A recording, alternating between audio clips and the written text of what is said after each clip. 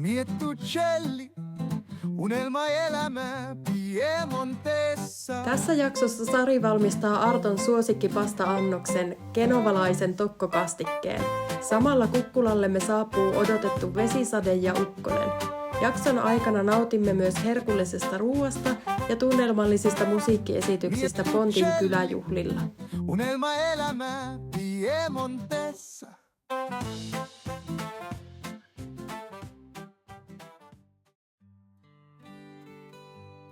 Mennään hakemaan puutarhasta vähän rosmariinia ja salviaa.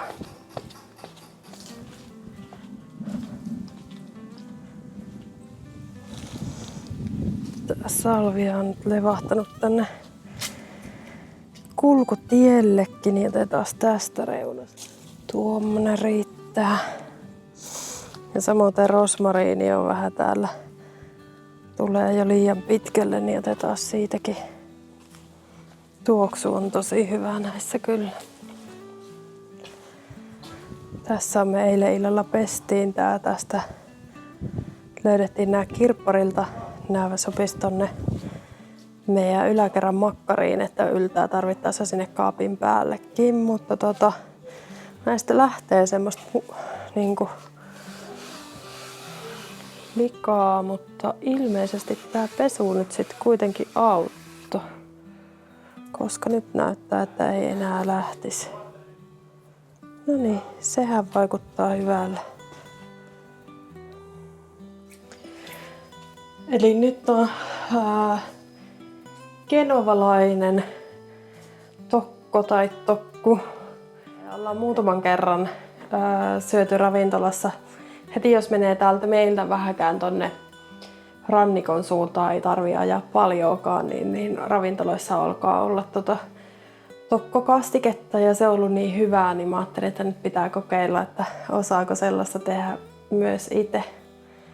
Mutta tosiaan sitä reseptiä tutkin netistä ja on niin kuin muissakin resepteistä, niin tästäkin on monia variaatioita.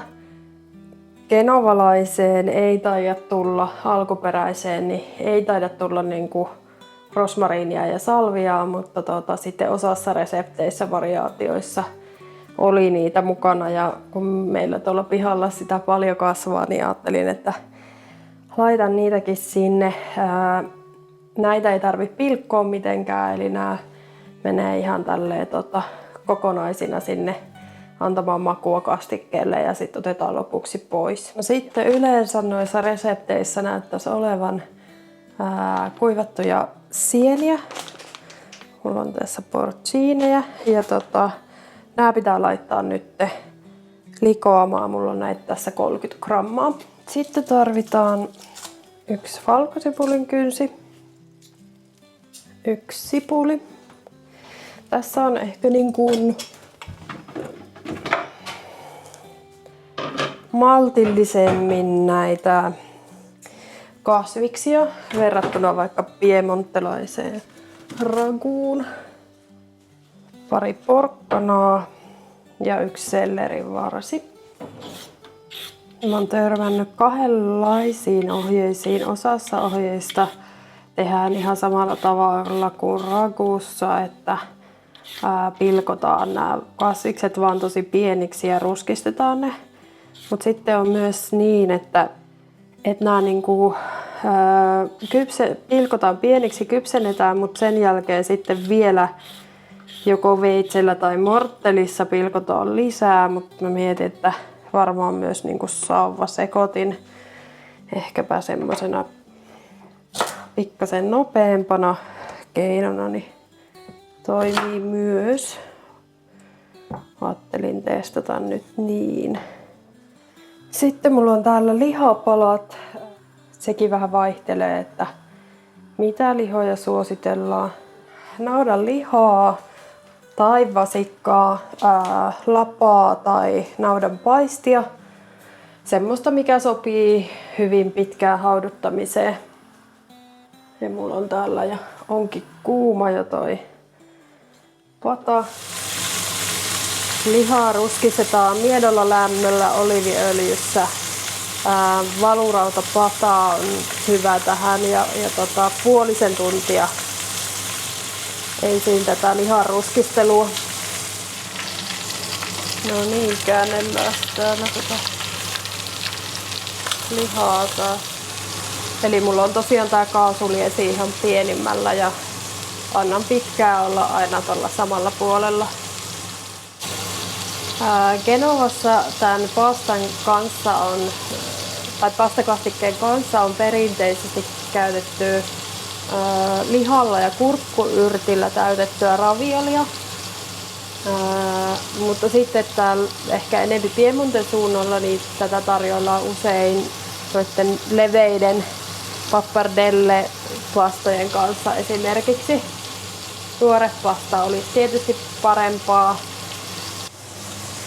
Sienet on lionnut nyt sen puolisen tuntia. Mä koitan kaataa tätä liotusvettä tonne talteen. Ja sit itse asiassa perinteisesti tää kastike on tehty niin, että nämä lihat on niin kuin kypsennetty tässä kastikkeessa, mutta sitten varsinaista lihaa ei olekaan käytetty tähän pastan kanssa, vaan se on sitten tarjottu erikseen perunamuusin kanssa pääruokana. Pastahan on aina primo Italiassa ja sitten secondona on ollut tosiaan toi liha ja sitten perunamuusia. Mutta nyt näissä nykyversioissa ravintoloissa niin on kyllä myös sitten sitä lihaa mukana siellä kastikkeessa. Arto on vähän nirsa noitten sienien rakenteelle ja mun mielestä ne valmiit noi tokkukastikkeetkin on ollut hyvin semmosia silosia, että niissä on ollut lähinnä se liha erotettavissa, niin mä teen varmaan niin, että mä surautan sillä sauvasekottimella myös nämä sienet sitten ruskistamisen jälkeen pieneksi. Mutta nämä vois olla siis ihan myös vaikka isompinakin paloina siellä lihan kanssa höystämässä kastiketta. No niin, sitten lisätään nämä kasvikset tänne ja kannen alla miedolla lämmöllä kypsytetään niitäkin. Mä ajattelen, että mä lisään noi sienet kans tänne, mutta vähän myöhemmin. Ja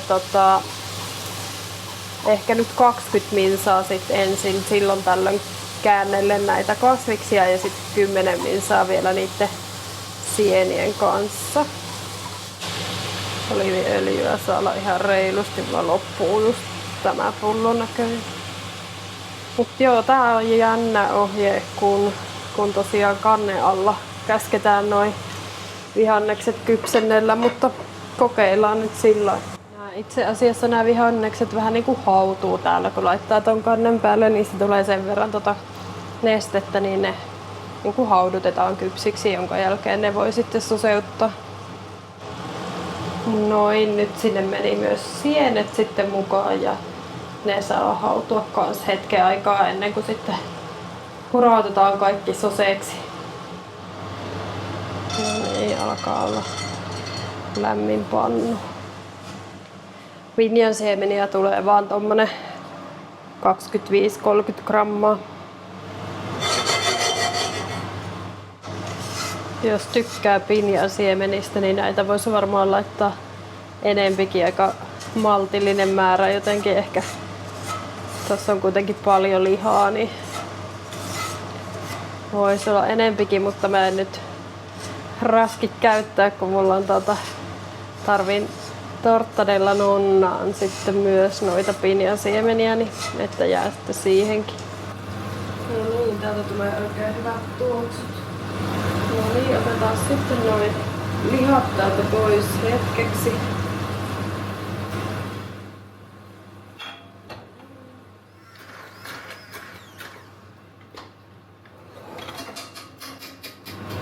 Just vähän lyhyt toi johto tossa sauvasekottimessa. Tässä ei ole tällä puolella pistoketta. No niin, sitten lihat takas sinne. Sitten laitetaan nämä pinjasiemenet tänne. Eli 10 minuuttia. Tätä nyt vielä tässä sekoitellaan ja kuumennetaan. Tältä näyttää nyt tässä vaiheessa, kun siellä on myös ne sienet seassa, niin se menee tommoseksi ruskehtavaksi toi.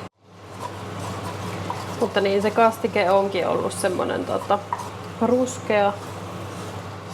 ruskea lihaliemimäinen. Sitten tähän lisätään 5 ruokalusikkaa tomaattipyrettä. Noin. Sekoitellaan ne tänne. Eli ei ole niin tomaattinen kastike kuin vaikka bolognese tai ragu. Tässä tulee itse asiassa kivemman värinen nyt, kun nämä sekoittelee tänne. Niin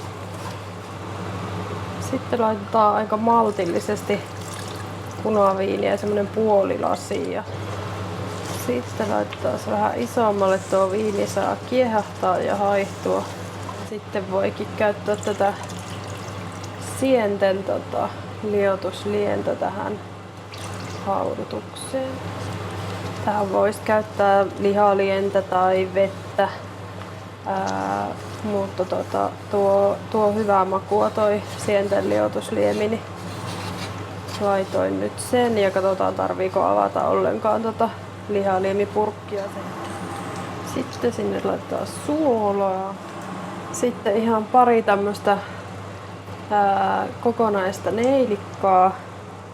2 tai 3, mutta mä en halua, että se tulee liian voimakas se neilikan maku, niin mä laitan vaan 2. Se voisi laittaa myös jauhettuna, mutta mä luulen, että tuolla mä saan niinku miedomman sen neilikan maun. Sitten ripaus muskottipähkinää, pippuria ja sitten nämä 3 laakerilehtiä, salvia, nippuja, rosmariinioksia pari. Ja sitten sekoitellaan. Tähän voisi laittaa myös kanelia, mutta se on ehkä semmoinen tää on niinku jouluruoka myös, että priimona jouluaikaa siellä Genovan seudulla tätä syödään, niin silloin voisi ehkä sitten laittaa vähän reilummin neilikkaa ja kanelia, niin saisi semmoisen joulusen priimon tästä. Joo. Nyt siellä on kaikki. Nyt me annetaan sen sitten hautua ihan pienimmällä lämmöllä ja useampi tunti.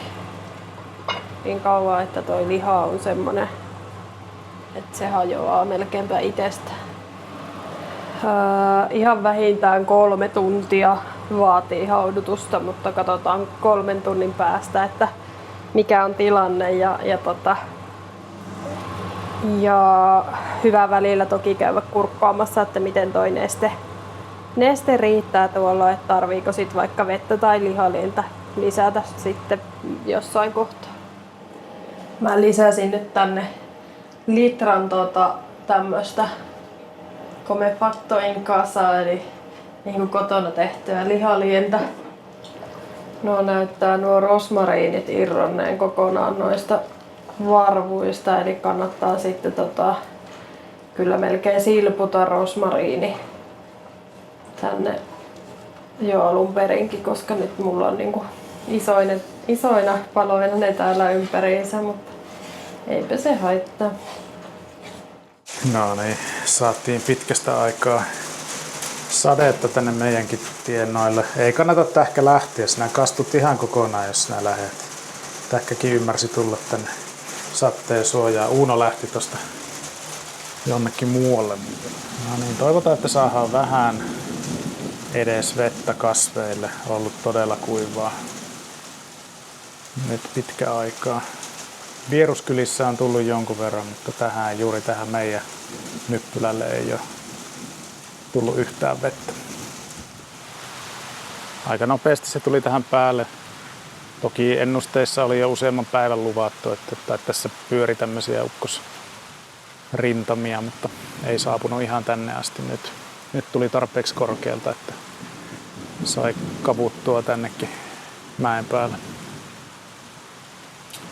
Jytinä on semmoista, että se ei lakkaa ollenkaan ja näyttää siltä, että vettä tulee ainakin jonkun aikaa. Hyvä juttu. No niin, täällä on kastike hautunut nyt reilu 3 tuntia ja tuossa on pastavesi lämpeämässä, niin seuraavaksi sitten otan noin yrttien rangat tuolta pois ja sitten riivitään toi liha. Näissä lihoissa tämmönen pieni rasvakerros, se on suurimmaksi osaksi sulanut tuonne kastikkeeseen, mutta noin vähät mitä on jäljellä, niin tykkään napata pois. Mulla ei ole nyt ravioleja eikä edes kyllä tuorepastaa, mutta tuommoista laadukasta pappardelle kuivapastaan se saa nyt kelvata. Ja vaikka tää tuolla kanne alla pienimmällä lämmöllä hautuu, niin aika paljon on silti kiehunut kasaan myös tää kastike. Itse asiassa tää onkin fettucciinipasta, mikä mulla nyt tässä sattuu olemaan. Mahdollisimman väljään veteen ja reilusti suolaa tonne keitin veteen. Tää oli poikkeuksellisen nopea pasta. Tää on vain 4 minuuttia, eli mä laitan nyt 3 minsaa tohon ajastimeen. Yleensä riittää vähän vähempi, etenkin sitten kun sen laittaa tonne kastikkeen sekaan. Eli tää on aika tämmönen paksu kastike ja katsotaan, tarvittaessa varmasti voi vähän tuolla vaikka pastan keitillä sitä laimentaa, mutta mä luulen, että tää on just sopiva. Ja italialaiseen tapaan niin sekoitetaan tää pasta tänne kastikkeen sekaan. Ja sitten vaan grana padanon tai parmesanin kanssa mahdollisimman nopeasti tarjolle. Näyttääkö samalle? Kieltämättä. Huolissani sitä sienien määrästä. Ei niitä ollut kuin 30 grammaa. Mä oon soseuttanut ne, niin sä et edes huomaisi, jos et tietäisi. Tästä tulee ehkä, olisiko tää 4-6 hengen annos.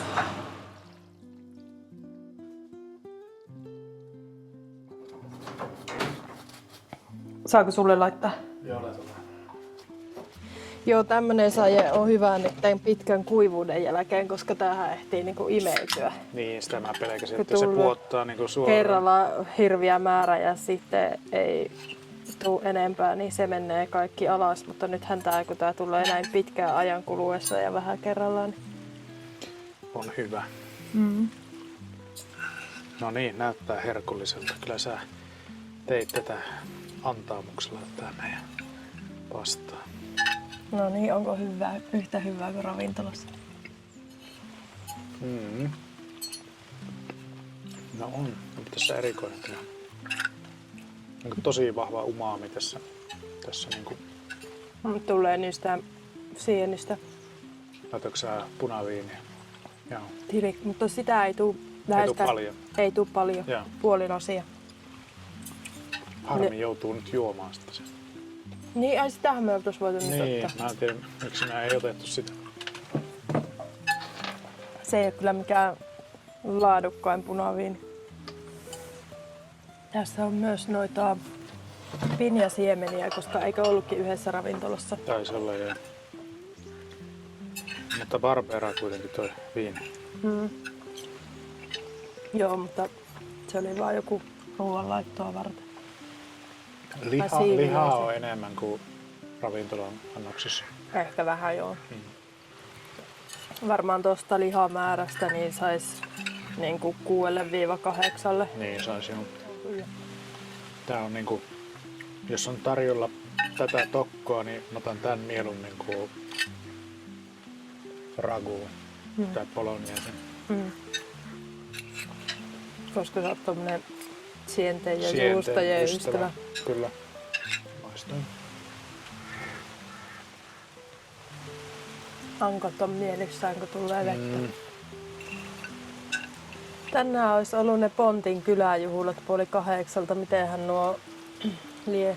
Kello on nyt 5. Salaamo.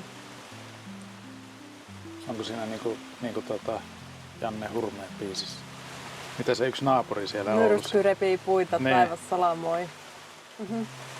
Ai se soitti se naapurin sitä nimenomaan. Niin, se oli. 4 aikaa yöllä aina täysin. Vaarista kun tuli, saattaisi olla vaan 2:30 kun mä Suoraan täysille aina valaat. Kyllä, kyllä. Ootko sä kuvannut sun viikunapuuta, kuin isoksi se nyt kuitenkin sitten on kasvanut? En. Yritettiin tappaa, mutta mitä sai aikaan, niin aivan hirviä kasvua. Eipä ole aiemmin viikunapuita leikkailtu, mutta näköjään ei tarvitse kauheena varua. Ei kyllä ole semmoinen olo, että loppuu kesän kesken tai harmittaisi syksyn tulo. Täällä on kuitenkin ollut aika mukavat syksyt ja ei se musta se talvikaan ollut paha. Ei. Ainoa mikä siinä on, niin tulee se pimiä vähän liian aikaisin, että ei noita pihateita painaa niin paljon kuin Sielu sietää. haluaisi, mutta sä oot ostanut nyt niitä lamppuja, kato, niin sitten voidaan jatkaa niiden voimin. Se on se kevät varmaan paras aika, kun ei ole vielä liian kuuma ja päivä alkaa pitenemään. Niin, no onhan syksykin kiva. Kevät ja syksy. Eikä mun mielestä tää kesäkään, niin kuin, nyt kun on toi ilmalämpöpumppu, niin aina pääsee kuitenkin sisälle viilentyä, niin ei se mun mielestä sitten ole paha, mutta ei sitä ehkä semmosia niin kuin jotain isompia Ei silloin pysty. kuumimmalla viiti. No niin, hyvä. Tokko on syöty ja hyvää oli.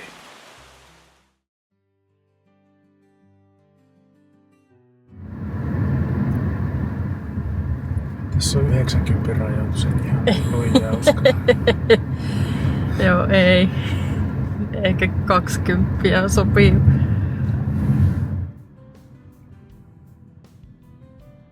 Käänny oikealle.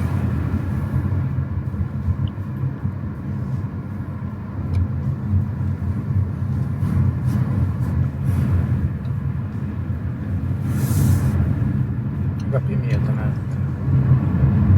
Hieman epäilee, että liekköhän tuolla on eloa.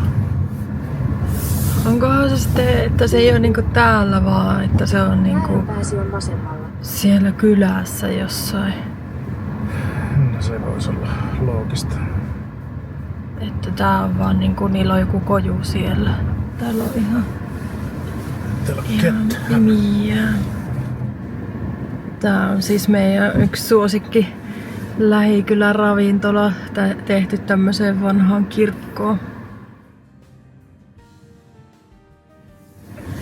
Ihan autiota jotenkin tuntuu, että voiko tällä olla jotain kylää. 9 metrin päästä saavut määränpäähäsi. Pistä nyt käydä Pontin sivulta katsoa, että kun ne peruut. Voiko ne olla peruttukoon sadepäin?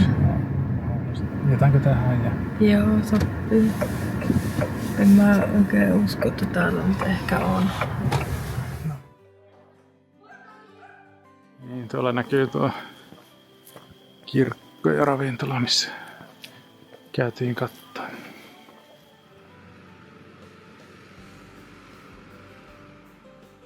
Kuivunut kanava.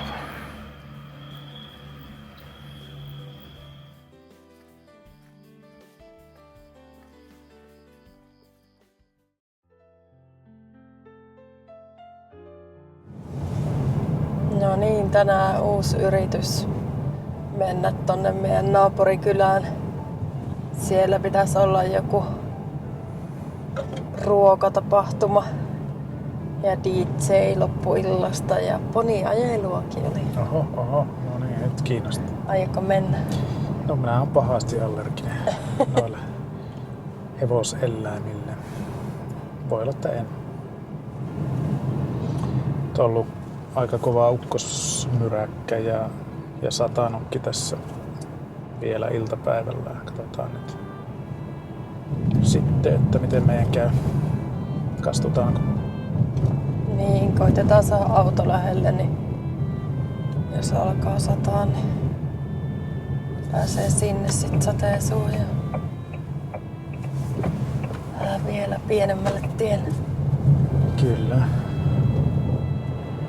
Jos olisi ollut ihan normikeli, niin olisi voinut pyörälläkin mennä, mutta nyt ei kyllä uskalla. Mitäs me tänään ollaan tehty? Byrokratia. Taisteltu noita erilaisia tunnistautumismenetelmiä tänään. Italian hallinto.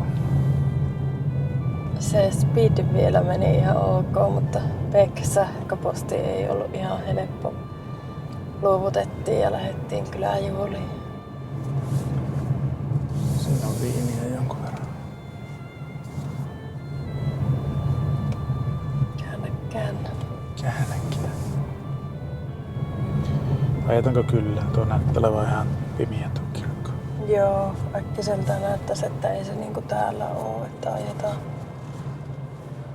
ajetaan kylille. Mä luulen, että siellä ei ehkä käy muuta kuin käteinen, mutta mulla pitäisi olla tää, mutta en tiedä onko jäänyt markkinoilta rahaa. No niin, nyt näyttää vähän Näyttääkö lupaavammalta? erille kuin eilen. Tää oli tässä kymmenkunta ainakin niitä ruokapaikkoja. Joo, jotain jälkkäreitä ne varmaan. Ravioli, fritti, patattiine. Siis ne on niinku tosissaan friteerattuja ravioleja. Siitä tulee varmaan tuo hyvä tuoksu. Joo. Ihmiset käy hakkeen tästä mukaankin. Varmaan tietysti kun tää ilma on tämmönen. Otetaanko me tästä? Tämähän näyttää olevan suosittu. Buonasera, 2 bicchieri di vino e pane di manzo. Niin ne ostaa tästä niinku viinit pulloittain. Kyllä. Jos jää nälkäisen, kovan nälkäisen papuhomman jälkeen, niin sitten täytyy ottaa se polenta varmaan. Okei. Jaha, maksu tehtiinkin kioskiin. Nyt alkaa vähitellen hämärä laskeutua. Siinä olisi kulmahuoneisto myynnissä Pontin kylässä. Buonasera. Ciao. Pasta e fagioli. Metto del parmigiano, crostini? Sì, sì. Oh, l'uno? Si è già messo d'accordo?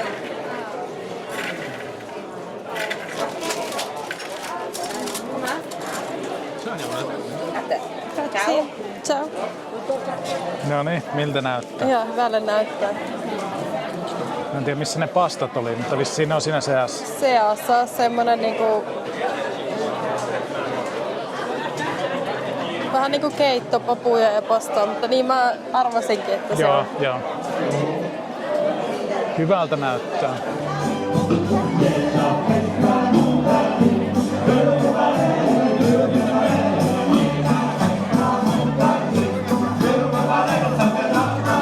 Eikä tuossa oo tilla. Joo, mennään vaan siihen.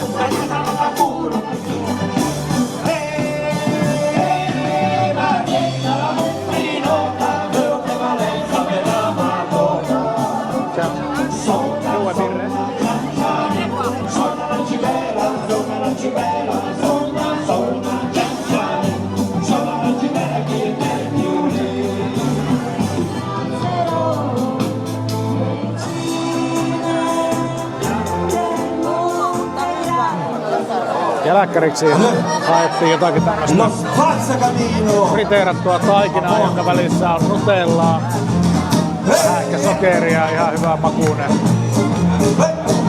Ja siinä välissä haettiin rokkaveronan juustoja ja jotakin persettä, hässäkkää, mitä se oli?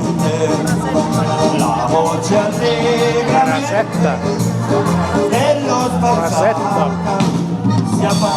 Jotakin vähän punaviinin tyylistä, mikä vähän kuplii. Joku semmonen juomasekoitus ehkä. Bändi jaksaa painaa.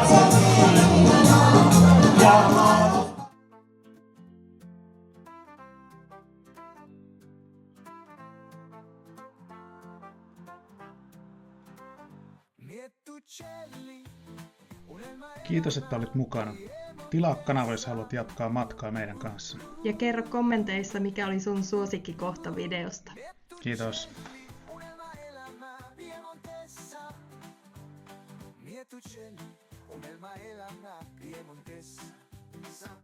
Miet uccelli, unelmaelämää Piemontessa.